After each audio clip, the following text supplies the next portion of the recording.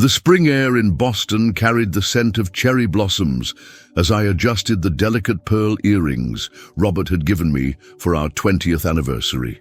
Today marked our daughter Emma's wedding day, a perfect May afternoon at the Fairmont Copley Plaza Hotel, where crystal chandeliers cast a warm glow over the ballroom's cream and gold decor. "You look beautiful, Claire," Robert said, approaching from behind and placing his hands on my shoulders. His reflection joined mine in the mirror, his salt and pepper hair neatly combed, his blue eyes crinkling at the corners when he smiled. After 23 years of marriage, he still made my heart flutter. "Do you think everything's perfect?" I asked, smoothing the silk of my champagne-colored dress. "Emma's happy. That's what matters," he replied, kissing my cheek. "I need to check on James. Father-son duties before I walk our daughter down the aisle." James, our 22-year-old son and Emma's younger brother by just 18 months, had been unusually distant lately. I'd noticed the tension between him and Robert over the past few months, strained conversations, avoided eye contact, and an underlying current of something I couldn't quite place. The ceremony was everything Emma had dreamed of, elegant and intimate with 150 of our closest friends and family members. When Robert walked her down the aisle toward Daniel, her Princeton sweetheart, I couldn't hold back my tears. Emma looked radiant in her grandmother's restored lace gown, her auburn hair, so like mine, cascading in soft waves beneath her veil. As we moved to the reception, I noticed a woman I didn't recognize among the guests. She wore a fitted red dress that stood out amid the pastel palette most had chosen for the spring wedding. Her dark hair was styled in a sleek bob, and she carried herself with remarkable confidence as she accepted a glass of champagne from a passing waiter. "Who invited Vanessa Adams?" My sister Catherine's voice was tight with disapproval as she appeared at my side. "Vanessa Adams," I repeated, the name vaguely familiar. Catherine's eyes widened. "The new marketing director at Robert's firm. Surely he's mentioned her." Before I could respond, James approached, his expression serious despite the celebration around us. "Mom, can I talk to you?" he asked, his voice low. "It's important." "Now? Can it wait until after dinner?" "It really can't," he insisted, but was interrupted by the wedding planner announcing it was time for the wedding party to be seated at the head table. The reception proceeded beautifully. The 5-course dinner was exquisite, the string quartet played softly in the background, and Emma and Daniel seemed lost in their own world of happiness. Yet, I couldn't shake my unease. James barely touched his food, his gaze repeatedly drifting toward the woman in red, Vanessa, who was seated at table 8 with some of Robert's colleagues. When it came time for toasts, Robert stood, champagne flute in hand. His speech was heartfelt as he welcomed Daniel to our family and reminisced about Emma's childhood. The guests laughed at his stories and dabbed away tears at the tender moments. I watched my husband of 23 years with pride, thinking how fortunate I was to have built this life with him. As Robert concluded, another flute was raised from table 8. Vanessa stood, drawing confused glances from nearby guests. "To the beautiful bride and groom," she said, her voice carrying across the suddenly quiet ballroom, "and to Robert, who gives the most touching speeches." She smiled directly at my husband with a familiarity that made my skin prickle. He always did have a way with words. Robert's face paled slightly, but he nodded politely before taking his seat beside me. "Who is she to you?" I whispered. "Just a colleague," he replied, not meeting my eyes. The wedding planner, sensing the awkward moment, quickly directed the band to begin playing for the first dance. As Emma and Daniel took to the floor, I tried to focus on their joy but found my attention repeatedly drawn to Vanessa, who seemed to be watching Robert with unconcealed interest. Later, as guests mingled during dessert, I lost sight of Robert. Making my way through the crowd, I stepped into a quiet hallway for a moment of peace, only to hear hushed voices around the corner. "You shouldn't have come, Vanessa." Robert's voice was tense. "Your daughter invited me," she replied, "after we met at your office Christmas party. She had no idea, of course." This needs to stop. Does it? Vanessa laughed softly. We both know it won't. Not when you were at my apartment just last week. I froze, unable to move, unable to breathe. The chandelier light suddenly seemed too bright, the air too thin. I stumbled back toward the ballroom, my mind racing to make sense of what I'd just heard. Back at the reception, I found myself seated beside Catherine, who squeezed my hand. Are you all right? You look like you've seen a ghost. Before I could answer, Vanessa returned to the room, making her way to our table. With shocking boldness, she took the empty seat beside Robert, who had just returned from the other direction. Lovely wedding, she said, smiling at me with perfect white teeth. You must be so proud. Robert cleared his throat. Vanessa, I don't think... Oh, don't be so formal, Robert, she interrupted, turning to address the table. We work closely together, very closely. The knowing tone in her voice made my stomach clench. Around us, conversation faltered as guests sensed the rising tension. Vanessa raised her glass again, her eyes locking with mine. To Claire, she said, for raising such a wonderful daughter. And to Robert, who... She paused, her lips curving into a smile that held no warmth, who still loves me, no matter what he tells himself. The world seemed to stop. The crystal glasses, the white roses, centerpieces, the soft music, everything faded to background noise as her words hung in the air between us. My hands trembled beneath the ivory tablecloth. I beg your pardon, I managed, my voice barely above a whisper. Robert's face had drained of color. Claire, I can explain. Can you? I asked, 23 years of trust suddenly balancing on a knife's edge. The guests at nearby tables had fallen silent, attention drawn to our unfolding drama despite their attempts to appear disinterested. Emma and Daniel, thankfully, were across the room greeting relatives. Vanessa leaned forward, her confidence unwavering. Your husband and I have been seeing each other for almost a year now. I thought you knew, or at least suspected. A year. The word echoed in my mind as I calculated backward. The late nights at the office, the business trips that seemed to multiply, the new cologne, the password on his phone that hadn't existed before. Claire, this isn't the place, Robert started, reaching for my hand. I pulled away as if burned. Then where is the place, Robert? When were you planning to tell me? After 23 years, was there ever going to be a right time? Vanessa's laugh cut through the tension. He wasn't going to tell you, she said, swirling the champagne in her glass. That's the point. Men like Robert don't leave their comfortable lives. They just supplement them.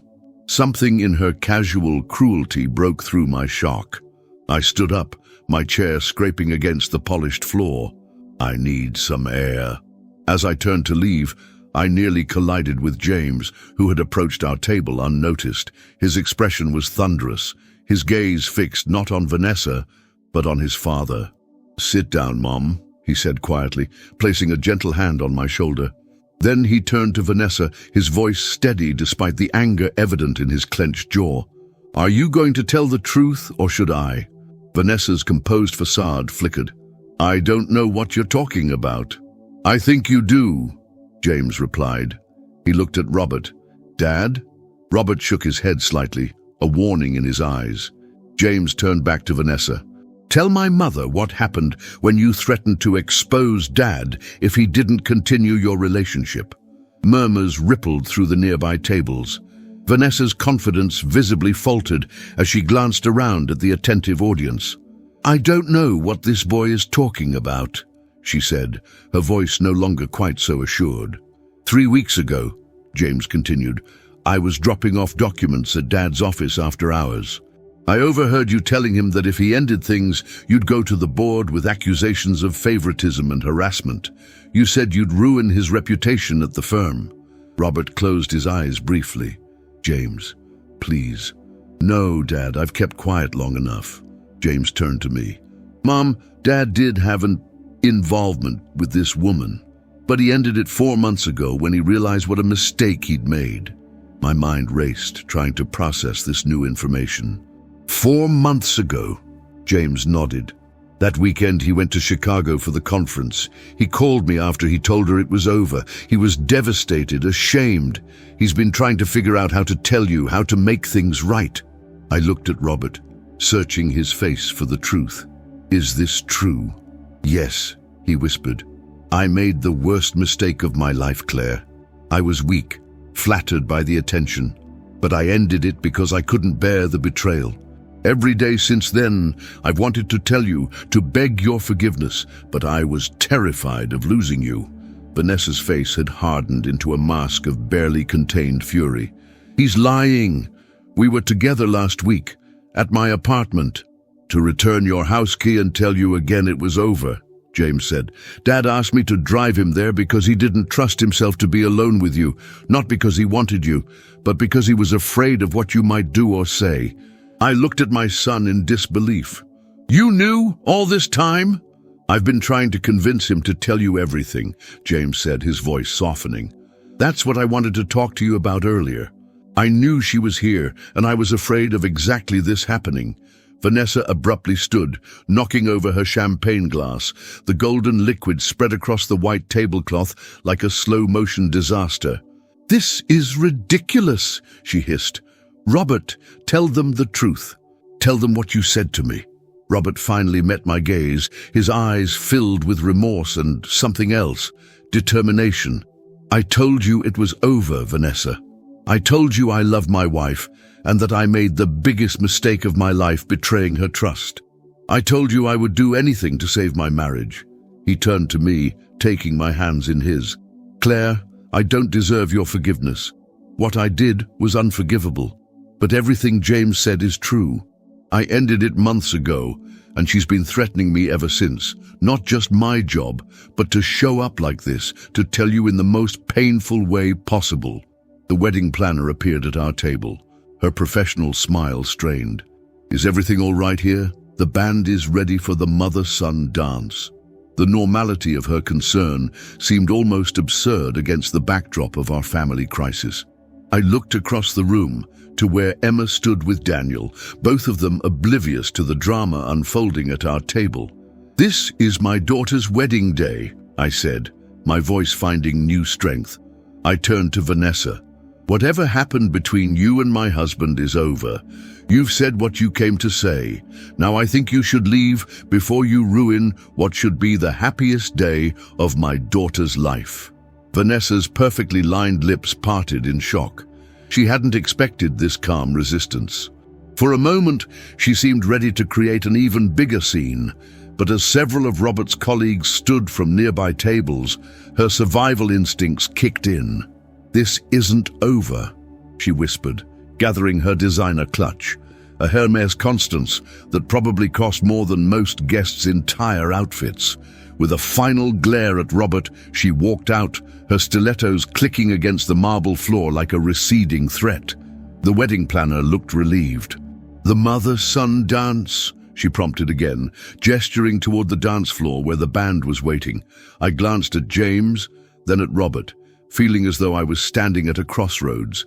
Part of me wanted to follow Vanessa out the door, to scream, to fall apart. But Emma's radiant face across the room anchored me to the moment. Yes, I said, smoothing my dress. The mother-son dance. As James led me to the dance floor, I felt the curious eyes of guests who had witnessed parts of the confrontation. The band began playing What a Wonderful World, the song I had chosen months ago in another lifetime when I believed in the solid foundation of my marriage. I'm sorry, Mom, James said as we moved slowly across the floor. I wanted to tell you everything, but Dad begged for time to do it himself. Why did you keep his secret? I asked, my voice steady despite the storm inside me. James's expression was troubled.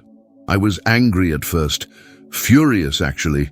I didn't speak to him for weeks after I found out, but then I saw how destroyed he was, how genuinely remorseful.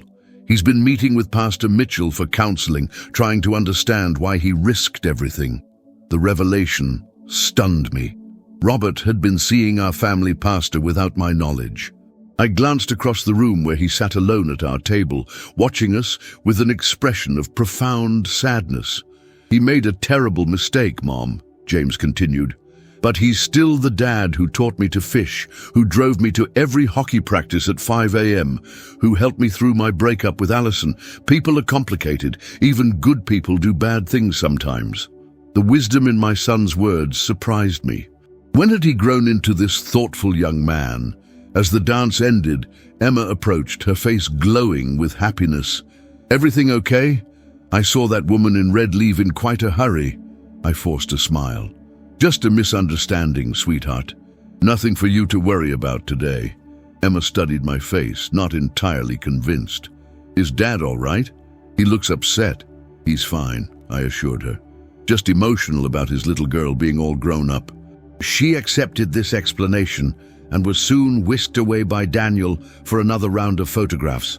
I made my way back to our table, where Robert sat alone, looking years older than he had this morning. "Claire," he began, his voice breaking. "I don't know where to start." "Not here," I replied, sitting beside him but maintaining a careful distance. "We'll talk later. Right now, we're going to be Emma's parents and get through this day for her sake." He nodded, relief and gratitude crossing his features. "Thank you. I don't deserve your consideration." "No, you don't," I agreed, my tone sharper than intended. I softened slightly. "But Emma deserves her perfect day." For the remainder of the reception, we maintained a united front. We danced once, stiffly, when Emma insisted.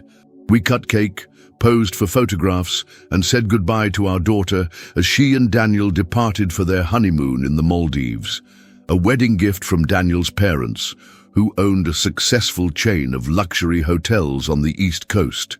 By the time we arrived home to our Beacon Hill brownstone, the home where we had raised our children, where we had built what I thought was an unshakable life, I was emotionally exhausted. The beautiful 3-story house that had always represented security now felt like a museum of lies. "I'll sleep in the guest room," Robert said quietly as we entered. I nodded, unable to imagine sharing our bed with him tonight. As he turned toward the stairs, I found my voice. "Were you ever going to tell me?" He stopped, his shoulders slumped in defeat. "Yes. I've been trying to find the courage. Pastor Mitchell has been helping me prepare. I have a letter I've been working on for weeks, trying to find the right words. Not that there are any right words for what I've done. How did it start?" The question escaped before I could consider whether I actually wanted to know the answer. Robert turned to face me, his expression pained. "She joined the firm last summer. She was brilliant, ambitious, and very attentive. At first, it was just lunch meetings, discussions about marketing strategy. Then late nights, working on the Westheimer account, I told myself it was professional." He ran a hand through his hair, a gesture so familiar it made my heart ache for the man I thought I knew. "The night of the company holiday party, after you decided to stay home with your migraine, we had drinks with the team. Everyone else left, and I made a choice I will regret for the rest of my life." I closed my eyes, willing away the images his words conjured. "It continued for about 5 months," he continued, his voice hollow. "I kept telling myself I would end it, that it was just a temporary insanity. Every time I came home to you, I hated myself more. But you didn't stop," I said, the words bitter on my tongue. "Until I did," he replied. "The Chicago conference. I was supposed to meet her there. She had arranged to attend as well. But sitting alone in my hotel room, looking at our family photo on my phone, something broke inside me. I called her and told her it was over. I called James afterward because I was considering." He trailed off. "Considering what?" I pressed. "Driving my car into Lake Michigan," he admitted quietly. "I couldn't face what I'd done, what I might lose. James talked me down, made me promise to get help. The revelation shocked me. For all his flaws, I had never considered Robert suicidal. That's when I started seeing Pastor Mitchell," he continued. "Twice a week at first. Working through why I did what I did, why I risked everything I hold dear. And why did you?" I asked, needing to understand. Robert's eyes met mine, filled with shame. The pathetic truth? I turned 50 and felt invisible. At work, these young executives were getting promotions, recognition, At home, Emma was planning her wedding, James was finishing college. You were busy with your foundation work. Vanessa made me feel seen again, important, desired. I'm 52, Robert, I said coldly. Did you think I never felt invisible? That I never questioned my worth or attractiveness as I aged? The difference is, I honored our vows. You're right, he said simply. There's no excuse, only explanation, and it's a poor one at that. We stood in silence, 23 years stretching between us like a chasm. I don't know what happens now, I finally said. I need time. I understand, he replied. I'll respect whatever you decide. But Claire, I need you to know, I love you, only you. What happened with Vanessa was never about love. As he climbed the stairs to the guest room, I remained in the foyer, surrounded by the photographs of our life together. Our wedding day in Martha's Vineyard, Emma's high school graduation, James's hockey championship, family Christmases and summer vacations on Cape Cod. A lifetime of memories now tainted by betrayal. I made my way to the kitchen and poured a glass of water, noticing a business card on the counter. Pastor Mitchell's. Robert had left it there, perhaps as an invitation, perhaps as evidence of his attempts at redemption. Upstairs, I entered our bedroom alone, removing the pearl earrings Robert had given me. As I placed them in my jewelry box, my fingers brushed against my grandmother's locket, the one that held a tiny photograph of her and my grandfather on their wedding day. They had been married for 62 years before she passed away. How did you do it, Grandma? I whispered to the empty room. How did you build a life that lasted? 3 days passed in a fog of sleepless nights and awkward encounters in our home. Robert continued to sleep in the guest room, leaving for work early and returning late, giving me the space I had requested. Each evening I found evidence of his presence, dinner prepared and left warming in the oven, fresh flowers on the kitchen island, a book about healing from infidelity left discreetly on the coffee table. Catherine called daily, oscillating between urging me to throw Robert out and suggesting marriage counseling. My mother, when finally told, reminded me that she had never fully trusted Robert's too perfect demeanor. On the 4th day, I called Pastor Mitchell. Claire, he greeted me warmly when I arrived at his office in the historic Old South Church. I've been hoping you would reach out. I need to understand, I said, settling into a worn leather chair. Robert says he's been coming to you for months. The pastor nodded, his kind eyes serious behind wire-rimmed glasses. Since February, twice weekly at first, now weekly. Has this happened before? With other women? I asked, voicing the fear that had kept me awake. No, Pastor Mitchell said firmly. Robert has been completely transparent. This was an isolated, if significant, moral failure. How can I ever trust him again? The question emerged small and vulnerable. Trust is rebuilt slowly, Claire, through consistent actions, transparency, and genuine repentance. Robert has been doing the work. The question is whether you're willing to give him the opportunity to demonstrate that change. I thought about this. I'm not sure I can. That's valid, he acknowledged. No one could blame you for walking away. But before you decide, consider this. In 40 years of counseling, I've worked with countless couples facing infidelity. Some marriages ended, others survived and eventually thrived. The difference wasn't the severity of the betrayal, but the commitment to healing from both parties. As I left the church, Boston's summer heat enveloped me. I walked without destination, eventually finding myself at the public garden, where Robert and I had often brought the children to ride the swan boats. My phone buzzed with a text from James. Checking on you, Mom. Love you. I smiled at my son's concern. As I was about to reply, another text arrived from Emma. Mom, just landed in Boston. Honeymoon was amazing, but I need to see you. Something felt off at the wedding and I'm worried. Can we meet? My heart sank. Emma had cut her honeymoon short. I quickly called her. Sweetheart, you're supposed to be in the Maldives for another week. Mom, what's going on? Emma's voice was tight with worry.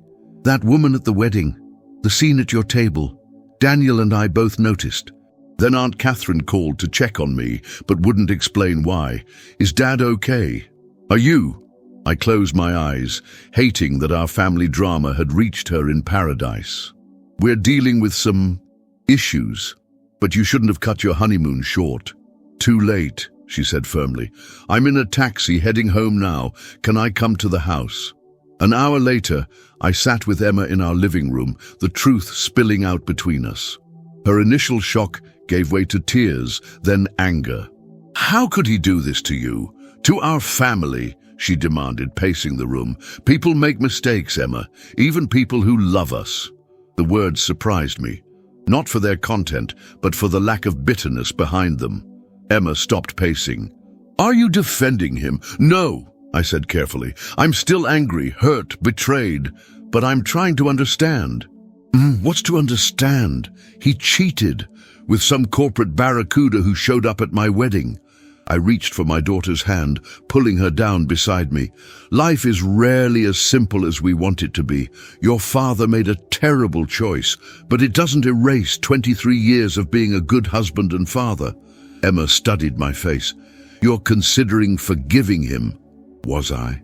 The realization dawned that somewhere during this conversation, something had shifted inside me. I don't know yet, I admitted, but I'm considering the possibility that what we've built might be worth fighting for. That evening, when Robert returned home, he found Emma and me in the kitchen preparing dinner together. The surprise on his face quickly gave way to emotion when Emma, after a moment's hesitation, crossed the room to hug him. Don't think this means I'm not furious with you, she whispered. Later, after Emma had gone to meet Daniel, Robert and I sat across from each other at the kitchen table. I called a real estate agent today, I said quietly. His face fell, but he nodded acceptance. I understand. I can be out by the weekend. Not for that, I clarified. I asked about listing the Cape House. Confusion crossed his features. Your parents' summer home? Why? Because I don't want to spend another summer there surrounded by my family's expectations. If we're going to try to rebuild, I think we need neutral territory. Hope dawned in his eyes. Are you saying? I'm saying I don't know if I can forgive you yet, but I'm willing to try. Not for the children, not for appearances, but because 23 years means something to me.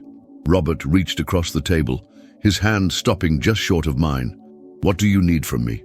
Complete transparency. Your phone unlocked. Marriage counseling. A plan for how you'll handle seeing her at work.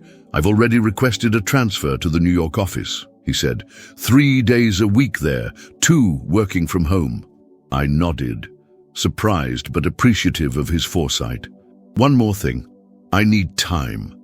Time to be angry, to grieve, to decide daily if this is what I want. Anything, he promised. Everything. I finally reached out, placing my hand over his. I can't guarantee where this leads, Robert, but I'm willing to find out. That night, as Robert prepared to go to the guest room, I stopped him in the hallway. Not yet, I said, answering his unspoken question about our bedroom, but maybe start moving some of your things back in, gradually.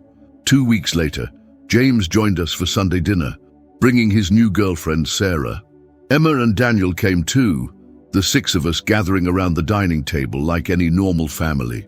There were moments of genuine laughter, shared stories, and beneath it all, the subtle current of our ongoing recovery. As I looked around at these people I loved, my children building their own lives, my husband working daily to rebuild my trust, I was struck by the resilience of human connection. Trust, once broken, would never be quite the same. But perhaps, like a bone that heals stronger at the fracture point, it could become something new, something tested, something chosen rather than assumed. After dinner, while the others cleared dishes, Robert found me alone on the back patio, gazing at the sunset over the Boston skyline. "What are you thinking?" he asked softly. "That life rarely gives us what we expect," I replied. "Sometimes worse, sometimes better." He nodded, maintaining the respectful distance that had become our new normal. "And which is this?" I considered the question, thinking of Vanessa's smile at the wedding, James's unexpected strength, Emma cutting her honeymoon short for family, and Robert, the man I had loved for half my life, standing beside me now, humbled but present. "Neither," I finally answered. "It's just life, complicated, imperfect, ours."